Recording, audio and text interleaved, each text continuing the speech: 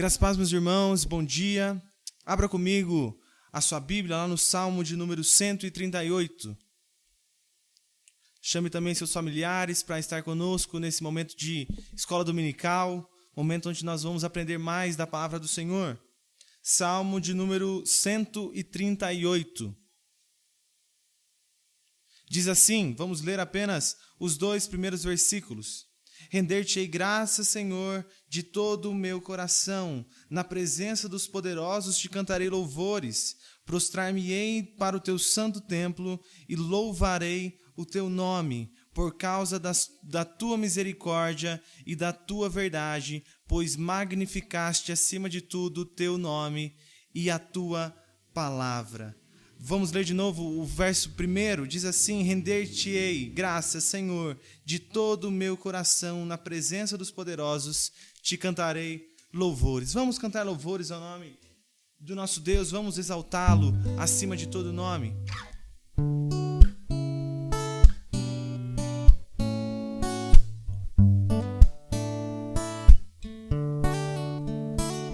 Não existe nada melhor do que ser amigo de Deus,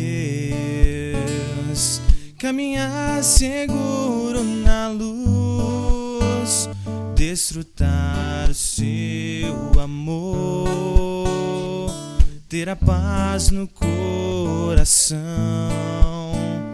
viver sempre em comunhão e assim perceber a grandeza e o poder de Jesus, meu bom pastor. Ter a paz no coração, viver sempre em comunhão e assim perceber a grandeza e o poder de Jesus, meu bom pastor. De Jesus,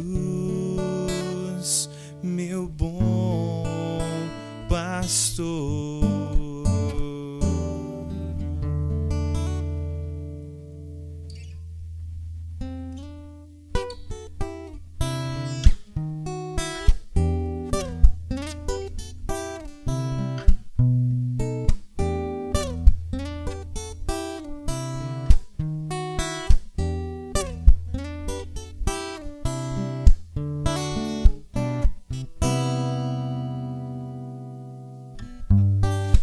Mesmo imperfeito como sou, quero abrir meu coração e te louvar, te engrandecer, pois só tu és o meu Senhor.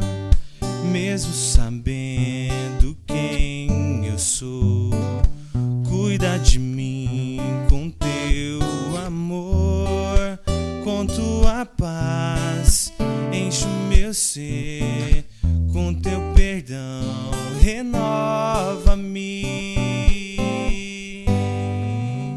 Sei que tu estás aqui, há uma expressão de amor, sinto tua presença em mim, quero te louvar. Sei que tu estás aqui, há uma expressão de amor, sinto tua presença em mim, quero te louvar.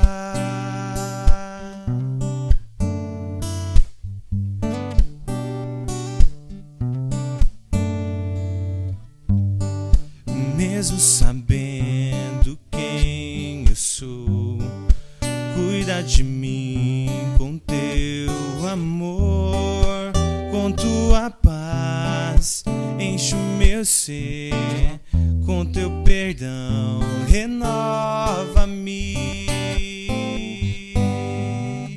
Sei que tu estás aqui, há uma expressão de amor, sinto tua presença em mim, quero te louvar. Sei que tu estás aqui, há uma expressão de amor, sinto tua presença em mim, quero te louvar, quero te louvar, quero te louvar.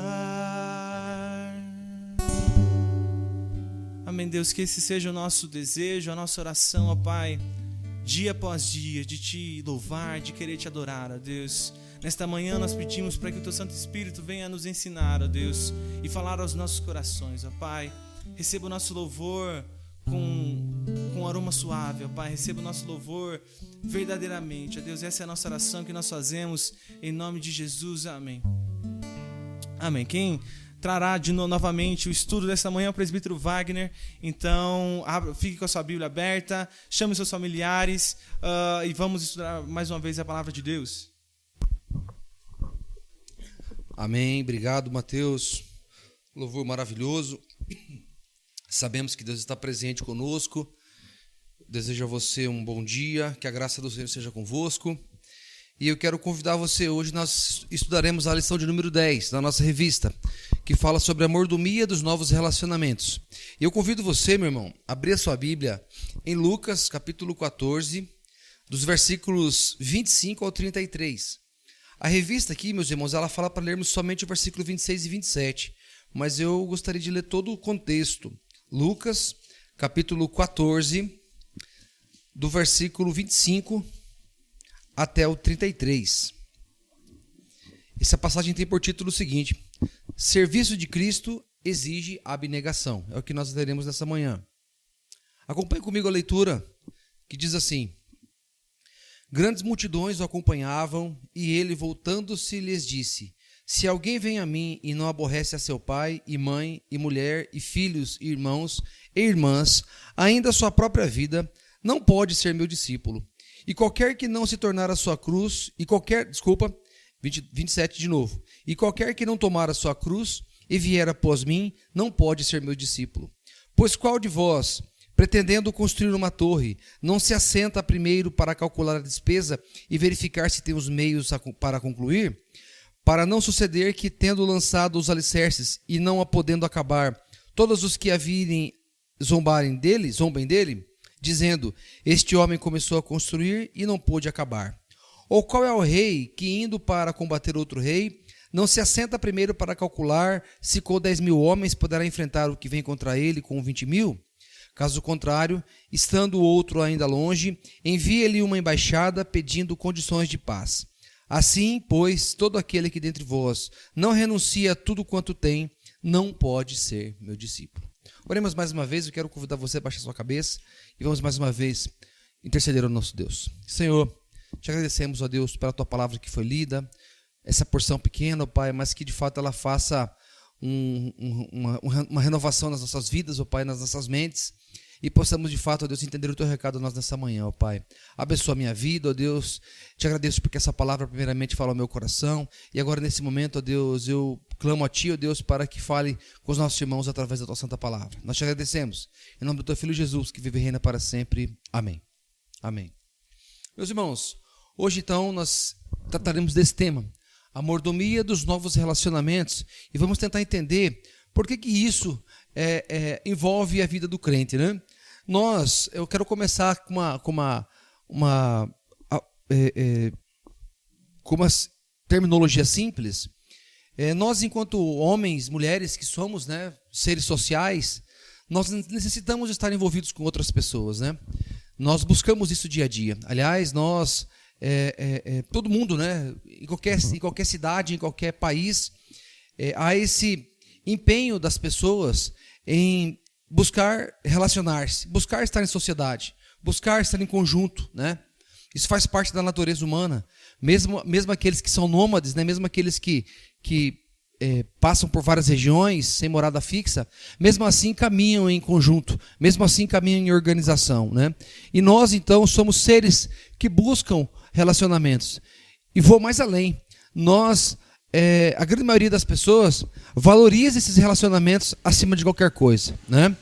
É assim o relacionamento, de repente, meu com os meus pais, ou meu com os meus filhos, ou meu com os meus amigos, ou meu com os meus colegas de trabalho, seja lá quem for.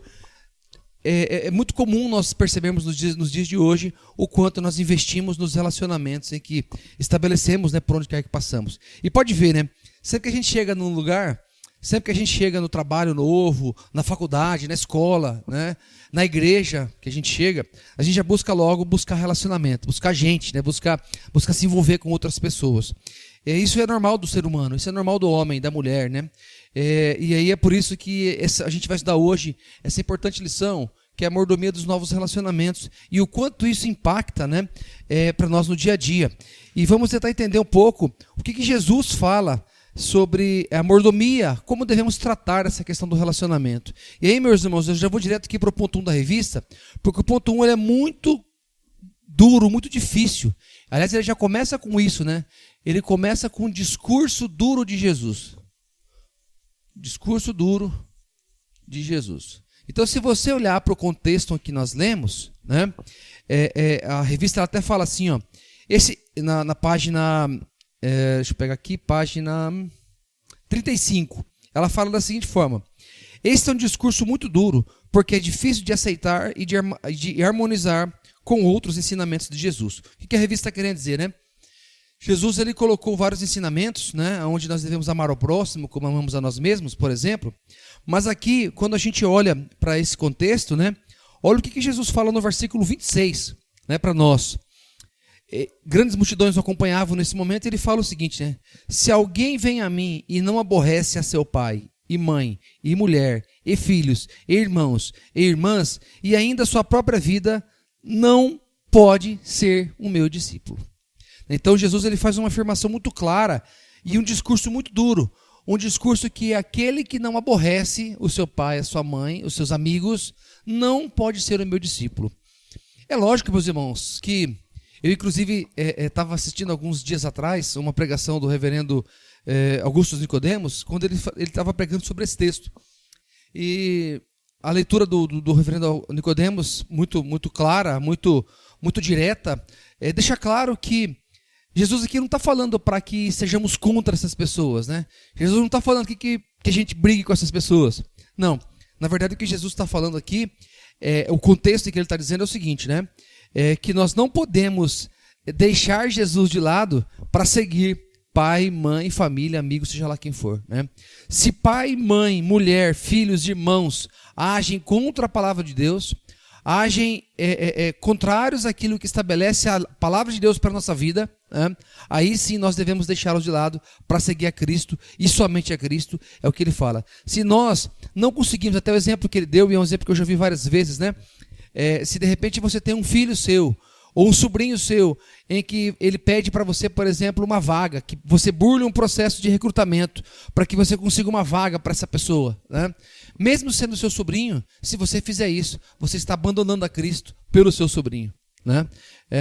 O que a palavra de Deus estabelece é justamente isso, que nós sigamos exatamente o que Cristo estabelece para as nossas vidas, independente das nossas relações sociais, independente dos relacionamentos que temos. Seguir a Cristo é um discurso duro, é um discurso difícil, mas é um discurso necessário. Mateus capítulo 10, versículo 37 e 38, Jesus fala o seguinte: quem ama seu pai ou a sua mãe mais do que a mim, não é digno de mim. Quem ama seu filho ou sua filha mais do que a mim, não é digno de mim. E quem não toma sua cruz e vem após mim, não é digno de mim. Aqui a revista fala assim, ó, ele quer dizer apenas que os interesses do reino de Deus devem estar no topo das prioridades dos seus seguidores. Eu vou repetir aqui, ó. A ordenança que Jesus faz aqui, ó, é que ele seja a nossa prioridade. E o que é a prioridade? É o nosso primeiro item da nossa lista de tarefas. É interessante, meus irmãos, e já falamos sobre isso várias vezes, né? nós, presbiterianos, né? Nós, como é que eu posso dizer? A igreja reformada como um todo, né? Às vezes a gente acusa algumas outras denominações de idolatria. A gente acusa, que a tal denominação, aquele povo lá idólatra, aquele povo lá idolatra isso, idolatra aquilo outro, e a idolatria é pecado, como a palavra de Deus estabelece. O que Jesus está dizendo aqui, meus irmãos, e aí nesse contexto, principalmente dos filhos, né? Quando ele fala aqui, quem ama seu pai ou sua mãe mais do que a mim, não é digno de mim. Quem ama seu filho ou sua filha mais do que a mim, não é digno de mim, né? Quando fazemos isso, quando nós amamos mais o nosso filho do que amamos a Cristo, estamos cometendo o pecado da idolatria. Quando amamos o nosso pai, a nossa mãe, mais do que amamos a Cristo, estamos cometendo idolatria. É um discurso duro, é um discurso, não é fácil de ouvir isso, mas é o que Jesus estabelece, que as coisas de Deus, que o Senhor seja prioridade na nossa vida, né? E aí ele continua aqui, né? E quem não toma sua cruz e vem após mim não é digno de mim. Ele quer dizer que os interesses do reino de Deus devem estar no topo das prioridades daqueles que o servem. Por que isso, meus irmãos? Por que o reino de Deus é prioridade na vida daqueles de quem o segue? A palavra está correta, a palavra já está clara, né? Na verdade é prioridade porque ele é Deus e será sempre Deus. Se ele é Deus e nós aqui ao redor, né? Eu, você, todo mundo que está aqui, nós somos seus adoradores. E ele espera que nós façamos o quê? Que nós o adoremos em espírito e em verdade. É o que estabelece lá Hebreus capítulo 13, versículo 15, né? Que o verdadeiro louvor é fruto de lábios que confessam o nome do Senhor como nosso Senhor Jesus Cristo, como nosso suficiente Salvador. E é isso, apesar do discurso ser duro, é um discurso claro para todo mundo em que devemos deixar as coisas para trás e seguirmos apenas a Cristo. Aí, meus irmãos, o ponto 2, ele vai falar sobre custo. Ele vai dizer o seguinte, o ponto 2 fala que nós devemos servir a Deus acima dos custos. Acima dos custos. Quando a gente fala em custo, fica muito mais claro, né? A gente pensar que seguir a Deus é custoso mesmo, é trabalhoso mesmo, né? Olha só, quando nós deixamos Deus como prioridade, as coisas do reino como prioridade, nós devemos fazer isso acima dos custos que nós temos. Quais são os custos que nós temos aqui que a revista nos apresenta? Primeiro deles, pessoal, primeiro grande custo que a Bíblia coloca, as exigências. Meus irmãos, servir a Cristo é especificamente servir de acordo com algumas exigências claras. A primeira e grande exigência que Jesus diz, aqui olha só, a revista fala assim, consideramos a maioria dos trabalhos como algo que pode ser assumido e depois deixado de lado, se não estamos satisfeitos, sem maiores complicações. Na vida é assim, quando a gente assume um trabalho, a gente continua naquele trabalho até acharmos que tudo está legal, que tudo está bem. Na hora que as coisas não estão bem mais, a gente sai do trabalho e pronto, e vamos para outro trabalho. Servir a Cristo, meus irmãos, é diferente. A grande exigência que nós temos aqui no serviço a Cristo é que ele exige tempo integral. Isso aqui, meus irmãos, é algo fundamental para a vida do crente. Porque tempo integral significa que nós estamos vigilantes o tempo todo. Quando a palavra de Deus estabelece que nós devemos vigiar e orar a todo instante, é isso aqui, É servir, pensar nas coisas do reino em tempo integral. Paulo, quando falava no que deve ser pensado, a igreja, quando ele dizia as coisas que vocês devem pensar, ele está falando nas coisas do reino, o tempo todo, tempo integral, nós devemos estar pensando nas coisas do reino. E isso é um dos custos. É um dos custos que temos para servir a Cristo o tempo todo, para estar com Deus o tempo todo, pensando nas coisas do reino como o tempo todo. O ponto 2, meus irmãos, é autoridade exclusiva. A autoridade exclusiva de Cristo. Vou colocar aqui, autoridade exclusiva de Cristo. Por que a gente fala isso, meus irmãos? Porque ele era e é Deus. Autoridade de quem fala. Quando Cristo fala isso aqui no versículo, onde ele diz aqui, e ele fala sempre no final dos versículos, versículo 27 ele fala, e qualquer que não tomar a sua cruz e vier após mim, não pode ser meu discípulo. E assim ele vai colocando em todos os tempos, versículo 33, assim, pois, todo aquele que dentro de vós não renuncia a tudo quanto tem, não pode ser meu discípulo. Cristo fala isso com autoridade. Autoridade de quem era Deus, de quem era homem, de quem era Deus. O serviço de Cristo exige abnegação, é o título que fala da revista. E é por isso que nós colocamos acima de todos um dos custos que nós temos. A autoridade exclusiva de Cristo para nos pedir. O terceiro ponto, meus irmãos, é as inevitáveis prioridades.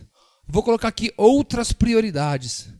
Que nós possamos, de repente, na nossa pecaminosidade, né, na nossa humanidade, termos outras prioridades além da que Cristo estabelece. Olha só que a revista fala: seguir a Jesus deve ser a coisa mais importante em nossa vida, até mais do que a própria vida. Quando Paulo fala lá em Filipenses, tudo posso naquele que me fortalece, não é uma palavra de vitória como todo mundo pensa. Eu vejo às vezes muitas pessoas falando dessa passagem como se fosse uma palavra de vitória, e não é.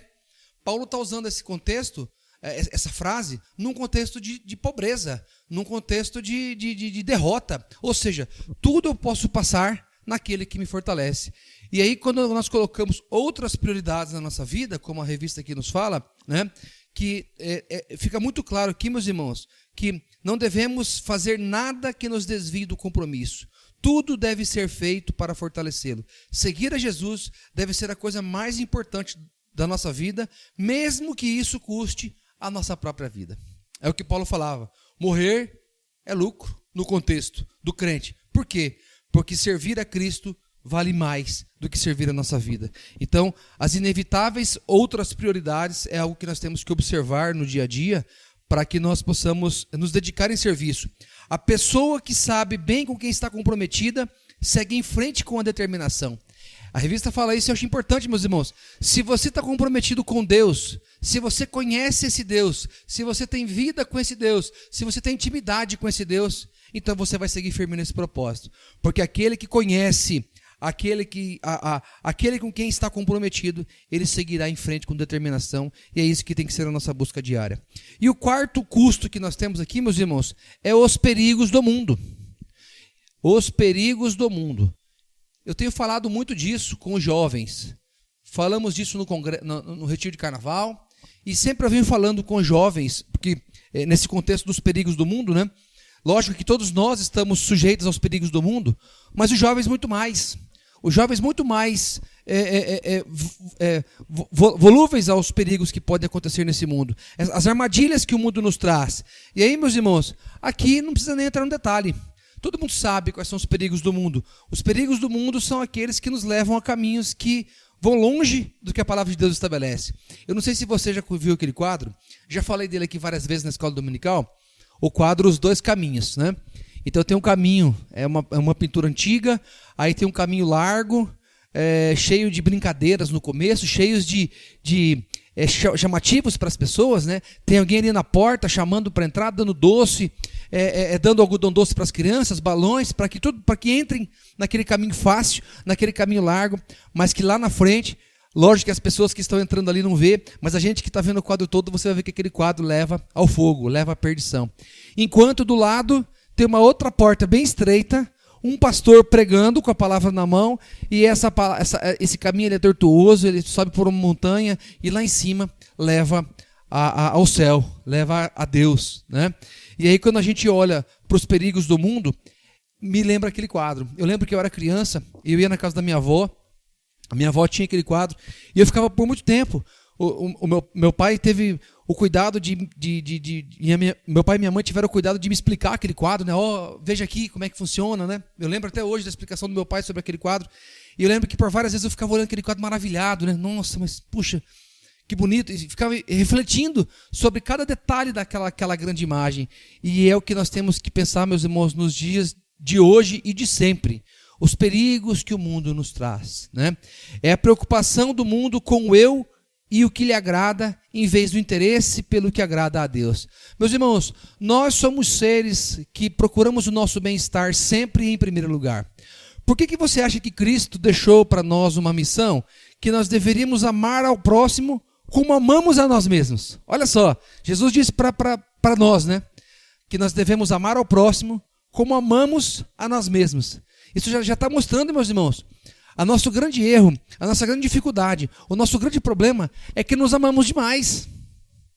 O nosso grande problema é acharmos que nós estamos sobre a nata do direito, a crista da onda do direito. Todo o direito me pertence, toda a razão é minha, tudo é para mim, tudo é meu, tudo é meu. Nós somos seres que naturalmente pensamos sempre primeiro no eu, para depois pensar no próximo. E é por isso que Cristo deixou essa missão a nós, que nós amássemos a Deus sobre todas as coisas e amássemos ao próximo como amamos a nós mesmos. Olha o que Cristo está dizendo, você deve amar o próximo como você ama a si mesmo. E aí, meus irmãos, que nós caímos nos perigos do mundo. Porque, na verdade, o mundo, ele está aqui para nos servir. Ele está aqui para trazer prazer a nós. Ele está aqui para trazer coisas temporais a nós. Coisas que sempre vão contra aquilo que estabelece a vontade e o interesse do que agrada a Deus.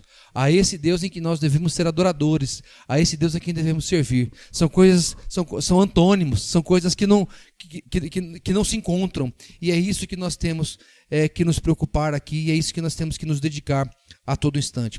Meus irmãos, e para finalizar a nossa lição de hoje, o ponto 3 aqui, ele fala sobre velha família, nova família. Eu vou colocar aqui no quadro bem pequenininho aqui, então a revista fala o seguinte, velha família, eu vou colocar aqui, velha, nova família. O que isso quer dizer, né? Isso está querendo dizer, meus irmãos, principalmente para aqueles que de alguma forma tiveram dificuldade com a sua família velha ou com a sua família natural, aquela família que de repente não aceitou a Cristo ainda, que não conhece a Cristo ainda, e a nova família, que é a família da igreja, né? Eu mesmo tenho a alegria de servir com os irmãos aqui na Igreja Bom Pastor. Os irmãos sabem que eu não sou dessa região, né? Sou lá do sul, da região sul, e sinto na nossa igreja como sendo a minha família, né? As pessoas que estão aqui na igreja são os meus familiares, são as pessoas que estão próximas, são as pessoas que me ajudam, são as pessoas em que eu posso ajudar, são as pessoas que estamos juntos louvando a Deus o tempo todo. E isso é bom demais, meus irmãos. Isso é gostoso demais, de estarmos unidos como povo de Deus, como nova família. Graças a Deus eu tenho uma família que também serve a Deus. Então quando eu estou com os meus familiares de sangue, lá no Paraná, nós estamos juntos, falando das coisas de Deus, louvando a Deus, né? Compartilhando as bênçãos das nossas igrejas, né? Nós falando da nossa igreja Bom Pastor, eles falando da igreja lá da cidade deles, e assim nós convivemos harmoniosamente. Mas essa questão, meus irmãos, é importantíssimo nós usarmos a nova família, e quando digo usarmos, é usufruirmos dessa nova família como bênção na nossa vida, como crescimento na nossa vida. Eu aprendo dia a dia com os irmãos da nossa igreja, aprendo demais com o nosso pastor Judas, aprendo demais com os presbíteros que juntamente comigo compõem o conselho, aprendo demais com o Pedro Henrique, aprendo demais com o presbítero Ivan, que é líder do meu grupo pequeno, eu aprendo demais com o presbítero Djalma, eu aprendo demais com os diáconos dessa igreja, com o diácono Giovanni, com o diácono Ziller, aprendo dia a dia com cada um dos irmãos que estão aqui e que me ajudam a desenvolver, que ajudam a desenvolver a minha família, e é só louvor a Deus por tudo isso que Ele mesmo colocou na minha vida. Aí, meus irmãos, eu observo aqui para vocês, né, que quando Cristo fala, se alguém vem a mim e não aborrece a seu pai, e mulher, e filhos, e irmãos, e irmãs, e ainda a sua própria vida, não pode ser meu discípulo. Esse aborrecimento que Cristo coloca no versículo 26, meus irmãos, nós temos que deixar que esse aborrecimento aconteça, pensando que no futuro essa hostilidade acaba. Então, o que eu quero aqui finalizar para você, concluir, né, a nossa revista, eu quero colocar duas conclusões para vocês, meus irmãos. A primeira, eu vou ler aqui para você o que eu anotei na revista. Se você tem tido problemas com seus familiares por causa da sua decisão de seguir a Cristo, não desanime. Se você, por acaso, tem tido problemas com seus familiares por causa da sua decisão de seguir a Cristo, não desanime.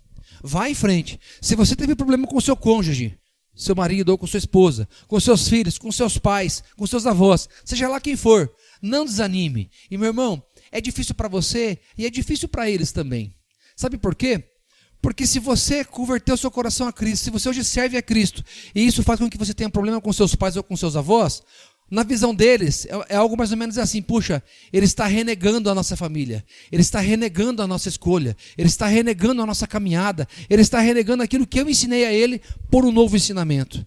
Creia em Deus, meus irmãos. Creia em Deus. Continue seguindo a Cristo, pensando que foi Cristo que te chamou, tendo a certeza que foi Deus quem te chamou e que, se for da vontade de Deus, Ele chamará os integrantes da sua família também. Mesmo que seja no último minuto, mesmo que seja no último instante, se isso é vontade de Deus, Deus o chamará. E cabe a você, meus irmãos. A hostilidade, ela pode ser substituída pela curiosidade. Curiosidade do quê? De uma nova vida. Isso aqui é importante, eu escrevi no quadro. A curiosidade dos seus familiares, ela pode ser curiosidade de uma nova vida que você vive.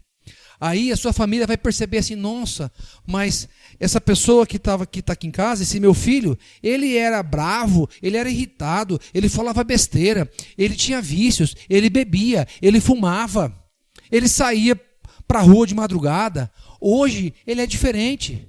Hoje ele fala com carinho, ele fala com ternura, ele não fala besteira mais, ele chega em casa e me ouve, ele chega em casa e conversa, mas o que aconteceu com ele de repente do dia para a noite? Meus irmãos, o que nós estamos falando é de testemunho.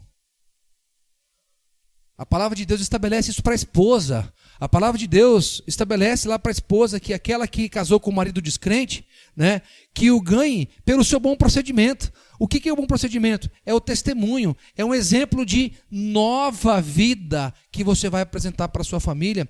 E, meus irmãos, essa hostilidade inicial, ela vai ser substituída por curiosidade e, quem sabe, se isso for da vontade de Deus, conversão da sua família, através da sua nova vida, através do seu testemunho como um adorador a Deus, sendo a sua prioridade na sua vida. A outra coisa, meus irmãos, que eu quero falar para essa foi a primeira parte da conclusão, para você que tem tido problemas com familiares. A segunda parte, meus irmãos, é para você que já se converteu, que já está na igreja e está usufruindo dessa nova família. Para você que está usufruindo da nova família, eu vou dizer para você o seguinte: não esqueça da maravilhosa família que Deus lhe deu por meio da obra de Cristo. Eu vou repetir. Não esqueça da maravilhosa nova família que Deus lhe deu por meio da obra de Cristo. Você tem muito em comum com a família cristã. Nós colocamos aqui, ó, o que Cristo disse, né, em Marcos 10, do 29 e 30, ele declarou: em verdade vos digo que ninguém há que tenha deixado casa, ou irmãos, ou irmãs, ou mãe, ou pai, ou filhos, ou campos por amor de mim e por amor do evangelho, que não receba já no presente o cêntuplo de casas, irmãos, irmãs, mães, filhos e campos, com perseguições, e no mundo por vir a vida eterna. Então, meus irmãos, aproveite, usufrua dessa família maravilhosa que Deus coloca no meio da obra de Cristo, essa grande família que somos aqui na casa de Deus, que estamos aqui para adorar. Nós aqui, meus irmãos, somos como igreja. Aqui o orgulho é repudiado, meus irmãos. Aqui a nossa esperança é na salvação do que Jesus Cristo fez, do que Jesus Cristo faz. Nós somos todos pecadores, estamos aqui com o mesmo interesse, com o mesmo intuito, o único intuito de adorar a Deus como nossa prioridade fundamental.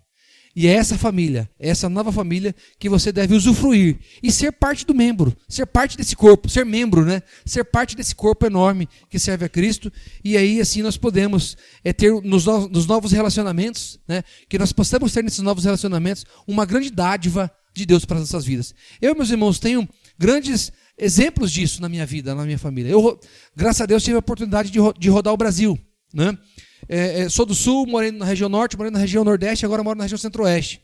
E trabalhei por 2 anos na região Sudeste. Então, é gostoso você ter amigos no Brasil inteiro. A distância dói. A gente fica lembrando, nossa, e aquele irmão nosso lá do Pará, e aquele irmão nosso lá da Bahia, e aquele irmão nosso que está lá no Maranhão, e aquele irmão nosso que está lá no interior de São Paulo, e aquele irmão que está lá no Rio Grande do Sul. O nosso coração dói de saudade desses irmãos.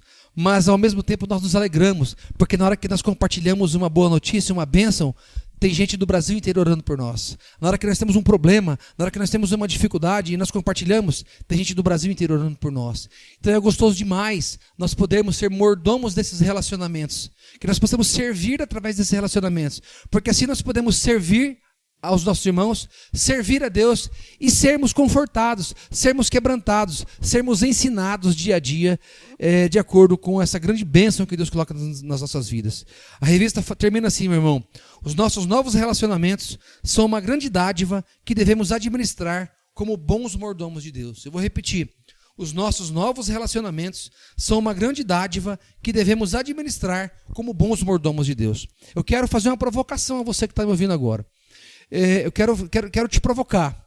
Meu irmão, se você fica em casa, se você está fechado na sua redoma, tá certo que agora a gente está em época de pandemia, né? É isso mesmo, a gente tem que se cuidar aí com os cuidados do Covid-19.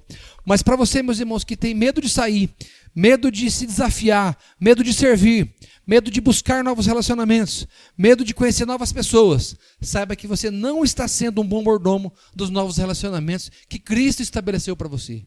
Cristo estabeleceu que você buscasse esses novos relacionamentos para engrandecimento do reino, para crescimento do reino e para crescimento da sua vida espiritual, para que você pudesse ser quebrantado, ensinado, mas que você também pudesse servir outras pessoas com os dons e com os talentos que o próprio Deus lhe deu. Amém?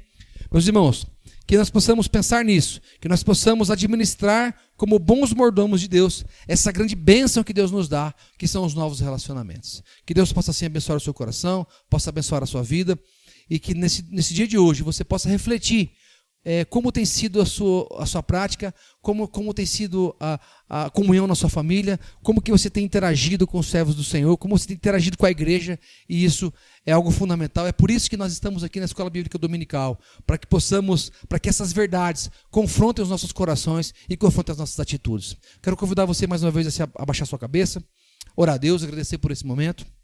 Oremos. Senhor, eu te agradeço, ó Pai, porque essa palavra fala duro ao meu coração, ó Deus.